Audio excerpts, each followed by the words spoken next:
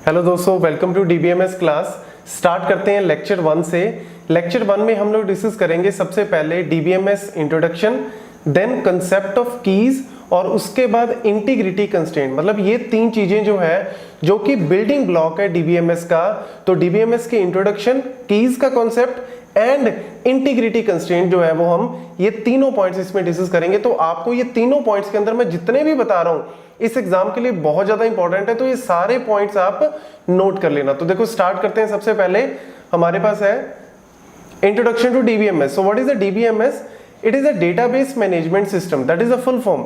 It is a software package designed to define, manipulate, retrieve and manage the data in a database। तो देखो सबसे पहले मैं आपको बता दूं, थोड़ी सी इंट्रोडक्शन आपको दे देता हूं, क्योंकि चाहे आप कंप्यूटर साइंस के स्टूडेंट्स हैं, चाहे आप इलेक्ट्रॉनिक्स के कोई भी ब्रांच के स्टूडेंट्स हैं, आपको बिल्कुल क्लियर हो जाएगा कि स्टार्टिंग में हमारे पास जो है डेटाबेस सिस्टम, जो बड़ी टर्म है, जो अम्ब्रेला टर्म है, that is a database system which is a combination of two terms, DBMS and database.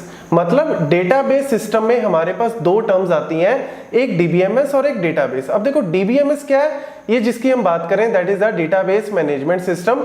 अब ये अगर आपसे पूछता है कि डीबीएमएस इज अ सॉफ्टवेयर और इट इज अ हार्डवेयर, तो ये क्या है? एक सॉफ्टवेयर है। और इस सॉफ्टवेयर का पर्पस क्या है कि जो हमारे पास डेटा हम जनरेट कर रहे हैं, जो भी डेटा हमारे पास है, कंपनी जो भी डेटा जनरेट करी है, फॉर एग्जांपल फेसबुक की बात करें, फॉर एग्जांपल गूगल की बात करें, आईआरसीटीसी की बात करें, या आप अपने कॉलेज यूनिवर्सिटी की बात करो, तो डेली बेसिस पे इतना डेटा जो जनरेट हो रहा है, उस डेटा को हम कर क्या रहे हैं? उस डेटा को हमें कहीं ना कहीं स्टोर करना है। अगर मैं स्टोर कर रहा हूं तो मुझे उसके अंदर कुछ ना कुछ चेंजेस करने पड़ सकते हैं, that is called a manipulation. Manipulation का मतलब क्या है कि कुछ अपडेट करना, इंसर्ट करना, डिलीट करना।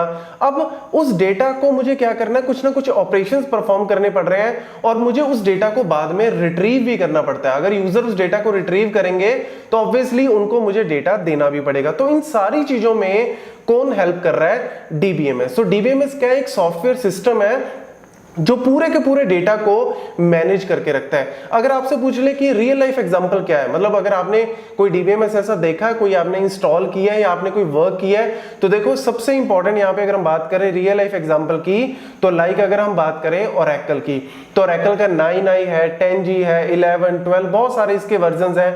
या फिर माइक्रोसॉफ्ट की बात करें तो एसक्यूएल सर्वर है, IBM की बात करें तो DB2 है, DB3 है, या फिर MySQL है जो बहुत ज्यादा यूज होता है स्पेशली वेब डेवलपमेंट में। जब हम बात करते हैं, जब हम बैकएंड को डिजाइन करते हैं, बैकएंड को फ्रंट एंड से कनेक्टिविटी करने के लिए हम जनरली यूज करते हैं MySQL है, PostgreSQL है, बहुत सारे इसके रियल लाइफ एग्जांपल्स हैं।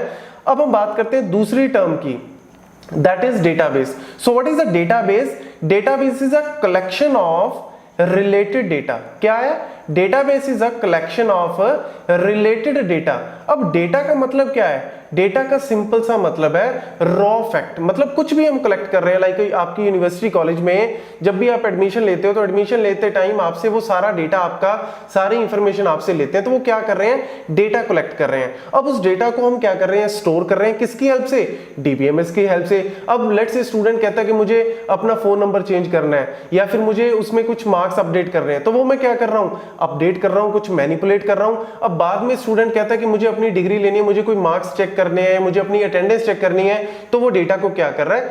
फेच कर रहा है। तो मेनली हमारे पास जो इंपॉर्टेंट टर्म है वो है डीबीएमएस। तो हम हमेशा बात करते हैं स्पेशली डीबीएमएस की, कि डीबीएमएस है क्या, काम कैसे करता है, क्या है इसके अंदर। तो ये बेसिक इंट्रोडक्शन है डेटाबेस सिस्टम की। और डेटाबेस सिस्टम में सबसे इंपॉर्टेंट है दैट इज अ डीबीएमएस, क्योंकि डेटाबेस में तो कुछ है ही नहीं ना। Database is simply a collection of data. अब वो डेटा स्ट्रक्चर्ड भी हो सकता है, अनस्ट्रक्चर्ड डेटा है, लेकिन अभी आप सिर्फ नोट कर लो स्ट्रक्चर अनस्ट्रक्चर के बारे में, क्योंकि जब हम लास्ट टॉपिक इसका डिस्कस करेंगे दैट इज एडवांस डीबीएमएस, वहां पे मैं बात करूंगा कि अनस्ट्रक्चर्ड डेटा क्या होता है, स्ट्रक्चर्ड डेटा क्या होता है।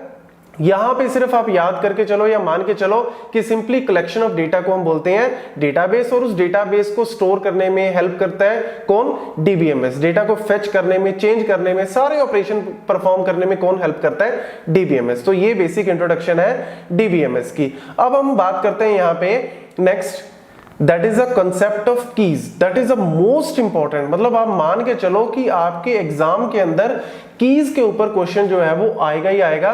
तो कीज से पहले मैं आपको थोड़ी सी यहाँ पे बात बता दूं कि कीज के कॉन्सेप्ट का मतलब यहाँ पे क्या है।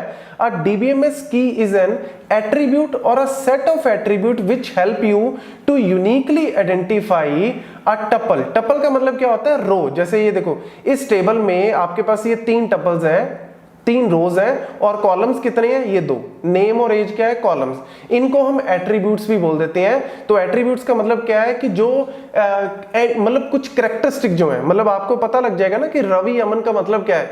रवि अमन हो सकता है कि फादर नेम हो, रवि अमन हो सकता है कि कोई स्टूडेंट का नेम हो, एम्प्लॉय का नेम हो। तो ये एट्रीब्यूट आपको बताता है। ऐसे ही 2021 ये क्या है, ये एक्चुअल में एज है। तो ये कहां से पता लगा आपको, एट्रीब्यूट से पता लग गया। अब देखो, अगर हम बात करें, लेट्स से आप इस टेबल पे ऊपर गौर करो।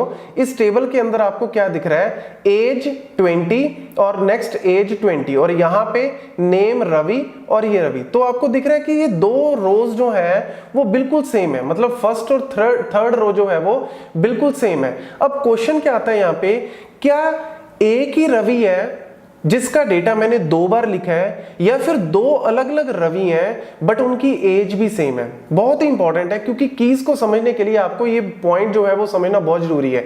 क्योंकि मैं जितने भी पॉइंट्स आपको बताऊंगा बिल्कुल लॉजिकल, बिल्कुल कॉन्सेप्ट वे से बताऊंगा।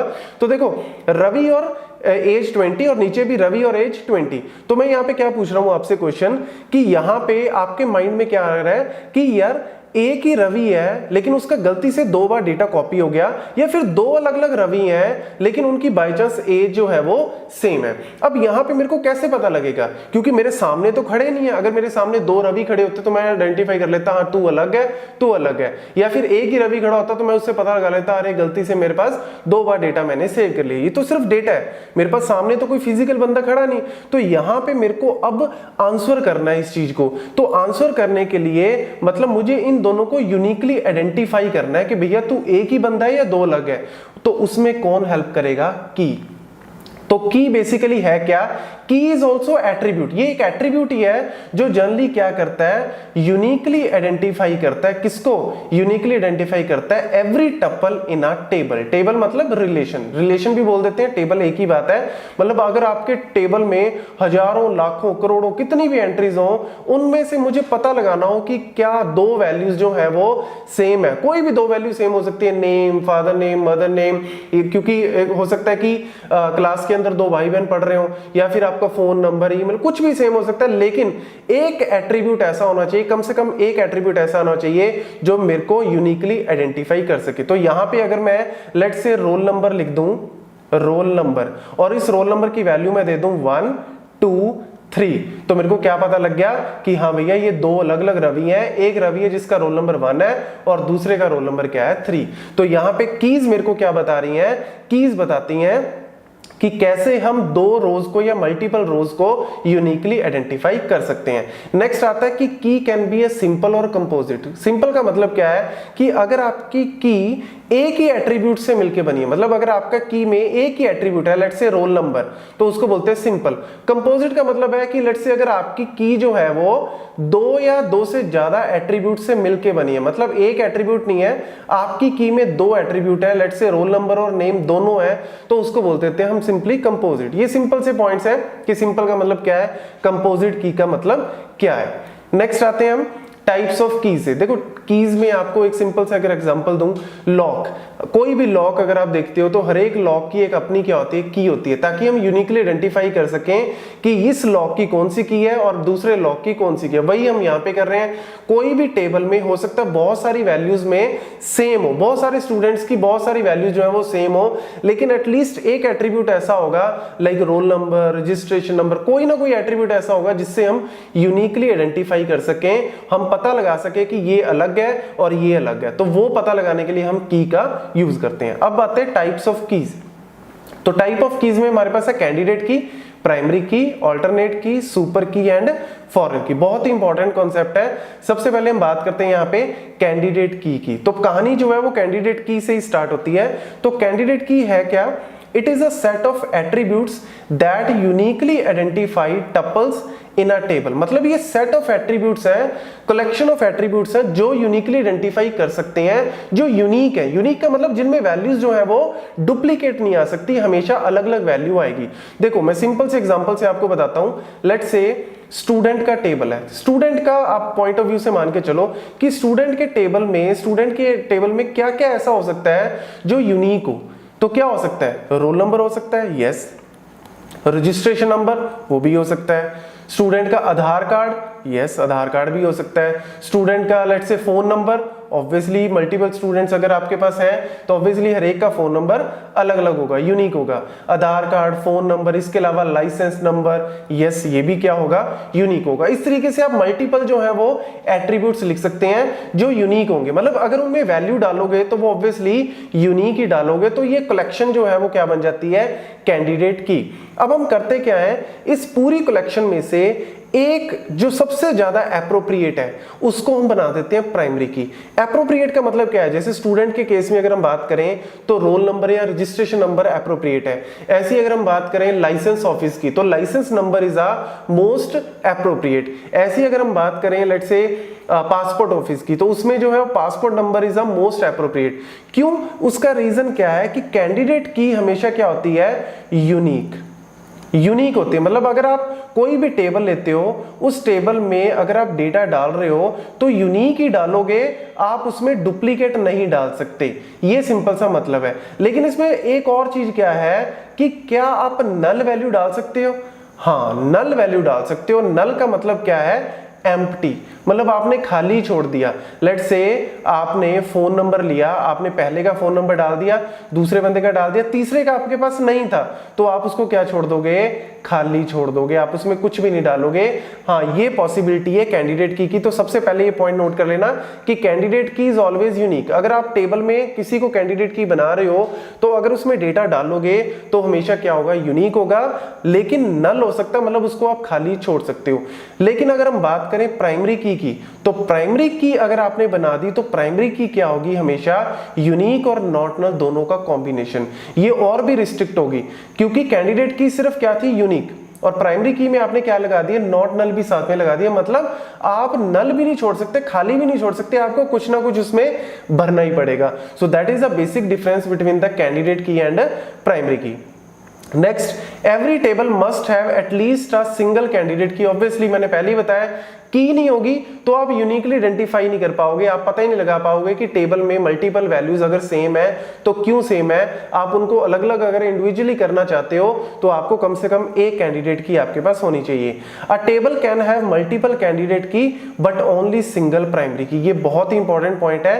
कैंडिडेट की मल्टीपल हो सकती है, जैसे मैंने आपको पहले ही बताया, roll number, registration number, Aadhaar card, passport number, license number, phone number, कुछ भी आप ले लो, ये सारे क्या है? जितने भी आपके पास ये ईमेल है, दैट इज आल्सो व्हाट?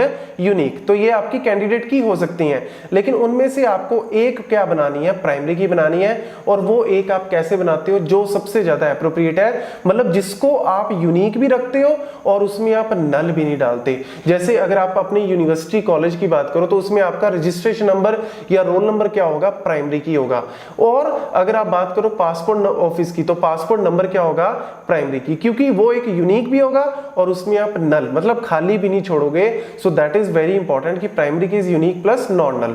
और ये एक टेबल में एक ही होगी क्योंकि इतनी रिस्ट्रिक्टेड है, क्योंकि ना तो इसमें आप डुप्लीकेट डाल सकते हैं इसमें ना, और आप इसमें नल छोड़ सकते हैं, तो ऑब्वियसली एक से ही आपका काम चल जाएगा। और वैसे भी आपको सर्च करते टाइम अगर एक वैल्यू ऐसी पता है, आप एक वैल्यू ऐसी पता है जो कि आपको पता है कि ना तो वो उसमें कोई खाली है और ना उसमें कोई डुप्लीकेट है, तो आप उसके बेसिस पे कोई भी वैल्यू को सर्च कर सकते हो। तो इट कैन बी कंपोजिट। हाँ, कंपोजिट हो सकती है। कंपोजिट का मतलब क्या है कि प्राइमरी की combination of more than one attribute हो सकती है। हाँ, वो डिपेंड करता है सिनेरियो के ऊपर। जनरली जो है वो हम सिंपल ही बनाते हैं, मतलब एक अकेले को ही बनाते हैं, लेकिन दैट डिपेंड्स, वो डिपेंड करता है कि दो एट्रीब्यूट मिलके भी, लेट्स से रोल नंबर और उसके साथ हम कोई भी बना ले, लेट्स से कोर्स आईडी, दो एट्रीब्यूट मिलके भी क्या बन सकते हैं? प्राइमरी की बन सकते हैं। ये सिनेरियो जो है आपको जो फर्दर ईआर मॉडल में आपको जो है वहां पे एग्जांपल इसका पता लगेगा कि प्राइमरी की कंपोजिट कब होती है। जनरली जो है वो सिंपल रहती है। Now there is a question, can a table exist without primary key attribute? Is it possible कि टेबल है उसमें एक भी प्राइमरी की नहीं है?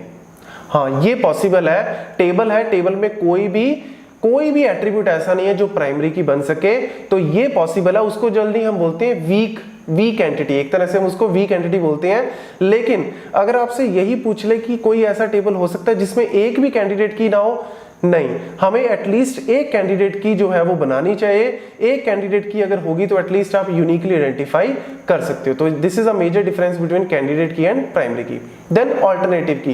What is alternative key? Simple सा है, आपसे कोई ज्यादा इसमें पूछेगा नहीं, लेकिन अगर आपसे पूछता है तो आप कह सकते हो कैंडिडेट की में से प्राइमरी की माइनस कर दो, बाकी क्या बनी आपकी ऑल्टरनेटिव। मतलब लेट्स से स्टूडेंट का एग्जांपल लेते हैं, ये कैंडिडेट कीज है आपकी सारी, ये वाली सारी कैंडिडेट कीज है। इसमें से आपने रोल नंबर को क्या बना दिया? प्राइमरी की बना दिया।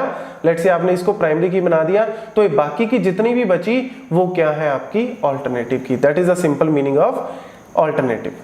नेक्स्ट आता है सुपर की। सुपर की में यहां पे आपसे पूछ सकते हैं क्वेश्चन जो है वो काफी इंपॉर्टेंट क्वेश्चन है इसमें जो हम डिस्कस करेंगे। सबसे पहले सुपर की is what? It is a super set of candidate की। और ये पॉइंट हमेशा याद रखना, मैं हमेशा ऐसे ही याद रखता हूं कि सुपर की का मतलब क्या है? कैंडिडेट की plus anything.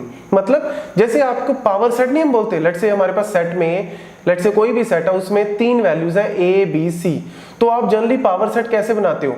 5 A B C A B B C A C A B C, इस तरीके से हम सेट बनाते हैं। और ऐसे अगर हम बात करें सुपर की, तो सुपर की का मतलब क्या है? सुपर की सबसे पहले क्या है? कैंडिडेट की प्लस एनीथिंग। मतलब आप कैंडिडेट की एट्रीब्यूट के साथ कुछ भी ऐड कर दो। लेट्स से आपके टेबल में जो है रोल नंबर कैंडिडेट की है, तो उसके साथ आपने नेम ऐड कर दिया या उसके साथ आपने एज ऐड कर दी, कुछ भी आप ऐड कर सकते हो, दैट बिकम्स अ सुपर की। लेकिन कैंडिडेट की जो है वो होनी चाहिए। ऐसा नहीं है कि सुपर की में आप कैंडिडेट की ऐड नहीं कर रहे हो। सुपर की is what actually minimal candidate की आपके पास होनी चाहिए, उसके अलावा आप कुछ भी इसके अंदर ऐड कर सकते हो। तो लेट्स से एक एग्जांपल से हम डिस्कस करते हैं। एक टेबल है R, उस टेबल में आपके पास 4 एट्रीब्यूट है A B C D। तो ये 4 एट्रीब्यूट्स हैं। Given that A is a candidate की, ये मैंने आपको क्वेश्चन में दे दिया कि A कैंडिडेट की है इस टेबल में, फाइंड ऑल द सुपर की। तो देखो आपको पता है कि अगर एक टेबल में 4 एट्रीब्यूट है A B C D, तो पावर सेट में कितने एट्रीब्यूट होंगे? 2 रेज़ टू पावर n। मैंने जैसे यहाँ पे आपको बताया 2 रेज़ टू पावर n का मतलब क्या है? ये जैसे हमने पावर सेट लिखा ABC का, जिसमें 5 A B C 1 2 3 4 5 6 7 8, तो अगर आपके पास कोई भी सेट दिया हो उसके पावर सेट में, सुपर सेट में कितने होते हैं? 2 रेज़ टू पावर n। तो इसमें आपको 16 नहीं लिखना, मतलब टोटल एट्रीब्यूट्स कितने हैं? 4, तो 2 रेज़ टू पावर 4 16 मत कर देना। यहां पे थोड़ा सा पॉइंट आपको क्या लिखना है कि आपको मैंने अभी बताया कि कैंडिडेट की कम से कम होनी चाहिए सुपर की में, उसके अलावा आप कुछ भी लगा सकते हो। तो देखो A is a candidate key, तो A के साथ आप क्या लगा दो? A अकेला भी कैंडिडेट की भी है और सुपर की भी है। A के साथ आपने क्या लगा दिया? B लगा दिया। A के साथ आपने C लगा दिया। A के साथ आपने D लगा दिया। इसके अलावा आपने A B C A B D A C D A B C D, इस तरीके से आप जो है कुछ भी कॉम्बिनेशन बना सकते हो, लेकिन याद रखना कम से कम A आना ही चाहिए, क्योंकि कैंडिडेट की आनी चाहिए सुपर की में। तो इसका फॉर्मूला आप सिंपली याद रख सकते हो 2 raise to power n minus. अब माइनस देखो क्या करना है, आपने यहाँ पे फिक्स कर दिया कि जो भी पावर सेट आप लिख रहे हो उसमें कम से कम A आना ही चाहिए। तो देखो 4 एट्रीब्यूट आपके पास टोटल है, उसमें से आपने एक फिक्स कर दिया कि A तो आएगा ही आएगा। तो ऑब्वियसली फॉर्मूला क्या बन गया? 2 raise to power n minus 1, मतलब 2 raise to power 4 minus 1, that is 2 raise to power 3 which is 8। तो वो कौन कौन सी 8 आपके पास सुपर की बन जाएंगी? एक तो A B A C A D 4 5 6 7 8, तो ये 8 आपके पास क्या बन गई? सुपर कीज बन गई। अब आपके लिए यहाँ पे क्वेश्चन है, लेट्स से वही सेम क्वेश्चन हमने यहाँ पे लिया, लेकिन मैंने क्वेश्चन में क्या चेंज कर दिया? Given that A and B are 2 candidate keys, यहाँ पे मैंने आपके लिए चेंज क्या कर दिया कि अब आपके पास 2 कैंडिडेट कीज है A और B, तो फाइंड करो ऑल द सुपर की। यहाँ पे मैं एक छोटा सा पॉइंट और बता दूं, लेट्स से आपके पास अगर कैंडिडेट की दी हो A B, मतलब कैंडिडेट की अगर आपको कंपोजिट दी हो, कैंडिडेट की एक ही है लेकिन कॉम्बिनेशन है, मतलब A B मिलके जो है वो कैंडिडेट की बन रहे हैं, तो इस केस में आपके पास कितनी सुपर कीज होंगी? 2 raise to power n minus क्या करोगे? 2। रीजन, आपको पता है कि टोटल एट्रीब्यूट्स 4 हैं, उनमें से आपको पता है कि कैंडिडेट की जो है वो ए बी है, तो सुपर की में ऑब्वियसली कैंडिडेट की तो आएगी, तो आपने 2 वैल्यूज फिक्स कर दी, तो 2 raised to power 4 minus 2 which is what 2 raised to power 2 that is 4। तो कौन कौन सी बनेगी, ये आपके पास बन गई एक तो ए बी, तो ए बी कैंडिडेट की भी है और सुपर की भी है, इसके साथ आपकी ए बी सी बन गई, ए बी डी बन गई और ए बी सी डी बन गई। तो ये 4 आपकी क्या बन गई, सुपर कीज। अब आपको इस क्वेश्चन का आंसर जो है वो फाइंड आउट करना है, और इस क्वेश्चन का फाइंड आउट करके हम लोग जो है वो लेटर ऑन इसके बारे में डिस्कस करेंगे। तो एटलीस्ट इसका जो है आंसर आप फाइंड करके रखें कि अगर 2 अलग अलग कैंडिडेट कीज हो ए और बी, तो उस केस में कितनी सुपर कीज बनेगी। ये बहुत इंपॉर्टेंट है, एग्जाम के अंदर ऑलरेडी आ भी चुका है और काफी बार जो है वो आगे भी आने के चांसेस हैं। Next, foreign key again very important concept. Foreign key basically हम यूज क्यों करते हैं, to create the relationship between 2 tables. मतलब टेबल 1 है, टेबल 2 है, टेबल 1 और टेबल 2 में कुछ भी रिलेशनशिप को बनाना है, मतलब इन दोनों के बीच में कोई भी रिलेशनशिप को अगर हम बनाना चाहते हैं, रिलेशनशिप का मतलब क्या है कि इन दोनों टेबल में कुछ ना कुछ कॉमन एट्रीब्यूट है जो इसमें भी है और इसमें भी है, तो ऑब्वियसली उन दोनों को हम कैसे बनाते हैं, फॉरेन की हेल्प से बनाते हैं। तो फॉरेन की, ये देखो मैं एग्जांपल से यहाँ पे बताता हूँ। लेट्स से एक टेबल है एम्प्लॉय और दूसरा टेबल है सैलरी। अब देखो एम्प्लॉय टेबल में हमारे पास एम्प्लॉय आईडी, एम्प्लॉय नेम, और सैलरी टेबल में भी हमारे पास क्या है, एम्प्लॉय आईडी। हाँ, कॉलम का नेम आप कुछ भी रख सकते हो, लेकिन आपको पता है ये एम्प्लॉय आईडी वैल्यूज कहां से लेगा, प्राइमरी की टेबल से लेगा, मतलब इस एम्प्लॉय टेबल से लेगा। तो याद रखना कि फॉरेन की हमेशा रेफरेंस कहां से लेती है, लिख लो इस पॉइंट को, फॉरेन की हमेशा रेफरेंस लेती है प्राइमरी की से, प्राइमरी की से ही रेफरेंस लेगी, किसी और एट्रीब्यूट से रेफरेंस नहीं लेगी। तो जिस टेबल में प्राइमरी की होती है, देखो ये आपका जो एम्प्लॉय टेबल में है, इसमें आपकी ये प्राइमरी की है एम्प्लॉय आईडी, इसको बोलते हैं हम रेफरेंस्ड टेबल, और जो टेबल रेफरेंस लेता है उसको बोलते हैं हम रेफरेंसिंग टेबल। तो ये आपका रेफरेंसिंग टेबल बन गया और ये आपका क्या बन गया, रेफरेंस्ड टेबल, जो रेफरेंस दे रहा है और ये रेफरेंस ले रहा है। तो ये आपकी जो है कहानी है फॉरेन की। तो फॉरेन की में याद रखना हमेशा पहला पॉइंट की ये हमेशा रेफरेंस लेती है किससे, प्राइमरी की से। तो ये आपकी फॉरेन की है और ये इस टेबल में आपकी प्राइमरी की है। तो ये रेफरेंस कहां से ले रही है, ये एम्प्लॉय आईडी रेफरेंस ले रही है इस एम्प्लॉय आईडी से। तो ये कहानी है फॉरेन की। नेक्स्ट यहाँ पे अगर हम बात करें, it maintains the referential integrity, ये बहुत ही इंपॉर्टेंट कहानी है।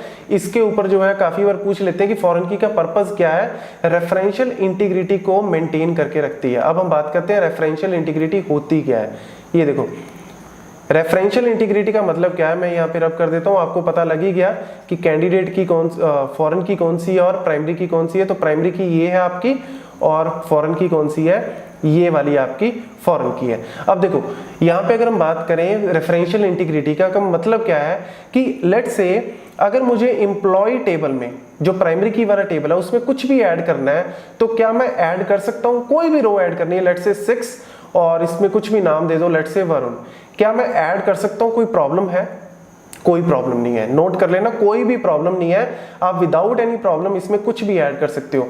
अब मैं बात करता हूं यहाँ पे फॉरेन की वाले टेबल की। तो फॉरेन की टेबल में मैं क्या कुछ भी ऐड कर सकता हूं, लेट्स से मैं इसमें ऐड कर रहा हूं 10, एम्प्लॉय आईडी 10, कुछ भी ईयर ले लो, जून, और सैलरी लेट्स से 50,000 सैलरी।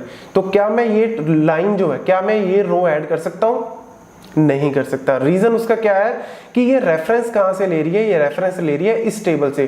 तो इस टेबल में तो कहीं पे 10 है ही नहीं, तो यहां पे 10 कैसे आ जाएगा, that is a problem with this. तो ये फॉरेन की जो है वो मेंटेन रखती है कि ऐसा नहीं आप कुछ भी वैल्यूज डालते जा रहे हो, आप वहीं से वैल्यूज डालोगे जो प्राइमरी की टेबल में होगी, वही वैल्यूज जो है वो फॉरेन की टेबल में आ सकती हैं। तो ये देखो इसने क्या वैल्यूज डाली, हाँ मल्टीपल आ सकती हैं, आप मल्टीपल टाइम्स लिख सकते हो, लेकिन आप नई वैल्यूज जो है वो यहाँ पे नहीं लिख सकते। मतलब ऐसा नहीं कि आपने 10, 11, हाँ आप 1, 2 जो है वो लिख सकते हो, उसमें कोई प्रॉब्लम नहीं, क्योंकि 1, 2 प्राइमरी की टेबल में भी है, 3, 4, 5 ये आप ले सकते हो क्योंकि प्राइमरी की टेबल में है।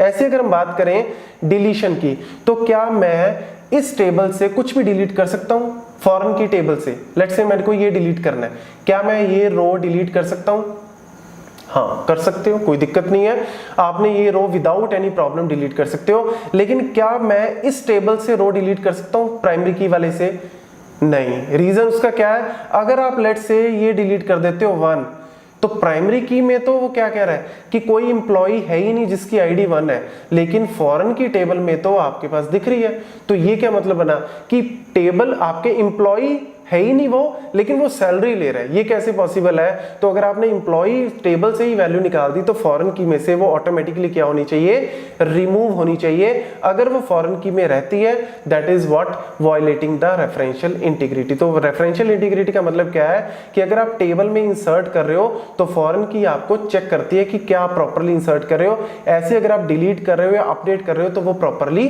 चेक करती है। और यहाँ पे कई बार पूछ लेते हैं आपसे ऑन डिलीट कास्केड।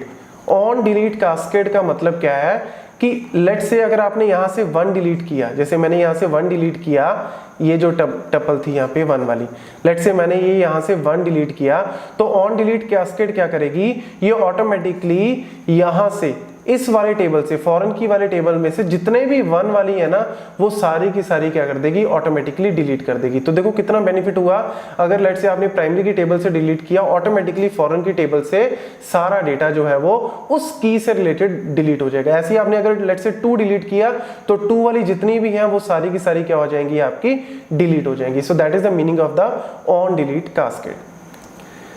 नेक्स्ट अगर हम बात करें यहाँ पे can have duplicate values. Yes, foreign की के अंदर डुप्लीकेट वैल्यूज हो सकती हैं, जैसा मैंने पहले ही बताया, यहाँ पे टेबल में भी दिख रहा है। Can a table contain many foreign keys? Yes, that is also possible. Many foreign keys जो है वो हो सकती हैं, क्योंकि एक टेबल जो है वो मल्टीपल वैल्यू से, मल्टीपल टेबल से जो है वो रेफरेंस ले सकता है। Can foreign key have null values? That also depends on the scenario. Let say मैंने यहाँ से 1 को डिलीट किया, तो 1 को डिलीट करते टाइम मैं यहाँ से क्या हो जाएगा, ये 1 जो है वो ऑटोमेटिकली डिलीट हो जाएगा। तो यहाँ पे क्या हो गया, नल, मतलब खाली हो गया ना, ये वाला जो है वैल्यू ये खाली हो गई। तो ऑब्वियसली नल वैल्यूज भी हो सकती हैं। Next integrity constraint. नेक्स्ट अगर हम बात करें यहाँ पे इंटीग्रिटी कंस्ट्रेंट की, तो देखो इंटीग्रिटी कंस्ट्रेंट, सबसे पहले कंस्ट्रेंट का मतलब क्या है, these are the set of rules. मतलब आप टेबल में कोई डेटा डाल रहे हो, आपने कोई टेबल बनाया, उस टेबल में आपने कोई डेटा डाला, अब उस डेटा में ऐसा नहीं कि आप कुछ भी डालते जा रहे हो, आपको कुछ ना कुछ रूल्स को फॉलो करना पड़ता है। तो that rules are known as integrity constraint, जिनमें से हमने कुछ ऑलरेडी डिस्कस कर लिए, जैसे यूनिक की कंस्ट्रेंट। यूनिक की कंस्ट्रेंट का मतलब है कि लेट से अगर आपने एक टेबल में किसी को भी यूनिक की बना दिया, लेट से आपने फोन नंबर को यूनिक की बना दिया, तो अब आपको क्या करना है, फोन नंबर में जितने भी आप वैल्यूज डाल रहे हो वो सारी की सारी यूनिक होनी चाहिए, डुप्लीकेट नहीं होनी चाहिए। लेट से अगर आपने डुप्लीकेट डालने की कोशिश की, साथ के साथ एरर आ जाएगा कि डेटा डुप्लीकेट आप कर रहे हो, तो यूनिक की जो है वो वायलेट हो जाएगी। ऐसी प्राइमरी की बात करें तो आपको पता है प्राइमरी की मैंने अभी बताया कि लेट से आप डेटा डालने की कोशिश कर रहे हो 9, और दूसरी जगह भी आप लेट से कोई भी, लेट से रोल नंबर ले लो, रोल नंबर को आपने प्राइमरी की बनाया, अब आपने रोल नंबर दिया किसी को 90, किसी दूसरे को भी दे दिया 90, साथ के साथ एरर आ जाएगी कि आप नहीं दे सकते। ऐसे ही आपने लेट से नल छोड़ दिया, मतलब खाली छोड़ दिया, तब भी एरर आ जाएगी, क्योंकि प्राइमरी की में नल भी नहीं आ सकता। यूनिक में आ सकता है, यूनिक में डुप्लीकेट नहीं आएगी, लेकिन नल आ सकता है, खाली छोड़ सकते हो। रेफरेंशियल इंटीग्रिटी, अभी मैंने बताया फॉरेन की का कॉन्सेप्ट कि जब भी आप फॉरेन की को यूज करते हो तो फॉरेन की में हमेशा रेफरेंशियल इंटीग्रिटी जो है वो मेंटेन रहती है। ऐसा नहीं कि आप टेबल में कुछ भी डिलीट कर रहे हो, कुछ भी इंसर्ट कर रहे हो, वो डिपेंड करता है कि आप किस टेबल में डिलीट कर रहे हो, किस टेबल में इंसर्ट कर रहे हो, उसके बेसिस पे जो है वो मेंटेन करती है। लास्ट अगर हम बात करें check constraint, that is also known as domain. Domain का सिंपल सा मतलब है, लेट से आपने एक कॉलम है एज, अब एज में आपने डाल दिया वैल्यू -10, इज इट पॉसिबल कि एज में आप वैल्यू डाल रहे हो -10 या 0 एज? नहीं, एज की वैल्यू ऑब्वियसली आपको पता है कि पॉजिटिव वैल्यू होनी चाहिए, और इस टाइप की चीजों को मेंटेन करने के लिए आप जो है वो डोमेन कंस्ट्रेंट का यूज कर सकते हो। लेट से चेक आप बना सकते हो, यहाँ पे चेक कंस्ट्रेंट आप यूज कर सकते हो, that age must be greater than 1, कुछ भी आप वैल्यूज डिफाइन कर सकते हो, तो age must be greater than 1। तो इस तरीके से जो है वो आप डोमेन, मतलब जो भी आप टेबल के अंदर जो भी एट्रीब्यूट्स हैं उनके अंदर जो भी वैल्यूज डाल रहे हो वो आप एप्रोप्रिएट डाल रहे हो, that is the meaning of the domain constraint. So that is the simple meaning of integrity constraint in the database. तो ये एक्चुअल में एग्जांपल है कि इंटीग्रिटी कंस्ट्रेंट हमारे पास डोमेन, एंटिटी, रेफरेंशियल और की कंस्ट्रेंट। तो इसके बारे में आपसे थ्योरेटिकल क्वेश्चन जो है कहीं ना कहीं पूछा जा सकता है। तो सारे एस्पेक्ट जो है वो कीज से रिलेटेड मैंने कवर करवा दिए हैं। लास्ट यहाँ पे क्वेश्चन है, which of the following is true. ये बीच बीच में क्वेश्चन मैं इसीलिए पूछ रहा हूँ ताकि आपको पता लगे कि इन केस अगर आपका पॉइंट कोई मिस हो गया तो आप पीछे जाके वीडियो को बैक करके आप देख लें, ताकि आपको सारे पॉइंट जो है वो कवर हो जाए। All the candidate key can be called as super key और all the super key can be called as candidate key. तो कौन सी ऑप्शन आपको लग रहा है ट्रू है?